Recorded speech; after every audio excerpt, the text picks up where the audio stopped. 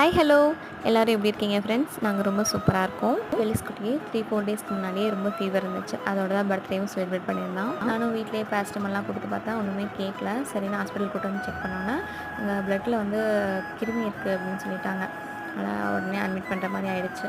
Last இயரும் Felix குட்டிக்கு இதே same problem தான். அதுக்காக ஹாஸ்பிட்டல் அட்மிட் பண்ணி பார்த்துட்டு இருந்தேன். அப்போ ஃபெபின் குட்டி வந்து வயிற்றில் 7 மாதம்.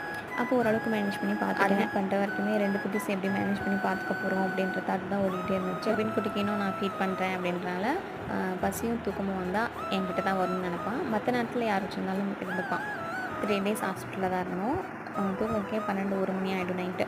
பகல்லையும் சரியாக தூங்க மாட்டான். விளையாண்டுக்கிட்டே தான் இருப்பாங்க அண்ணனும் தம்பியும். பட் எதுவுமே ஒரு நைஸ் எக்ஸ்பீரியன்ஸாக தான் இருந்துச்சு. 3 டேஸ்க்கு அப்புறம் டாக்டர் கன்சல்ட் பண்ணிவிட்டு அங்கே உள்ள எல்லா குழந்தைங்களுக்காகவும் ப்ரே பண்ணிவிட்டு நானும் ஃபெலிஸ் குட்டியும் நல்லபடியாக வீட்டுக்கு டிஸ்சார்ஜ் ஆகி வந்துட்டோம். ஓகே ஃப்ரெண்ட்ஸ், இந்த வீடியோ பிடிச்சா லைக் பண்ணுங்கள், ஷேர் பண்ணுங்கள், கமெண்ட் பண்ணுங்கள், மறக்காம சேனல் சப்ஸ்கிரைப். தேங்க்யூ.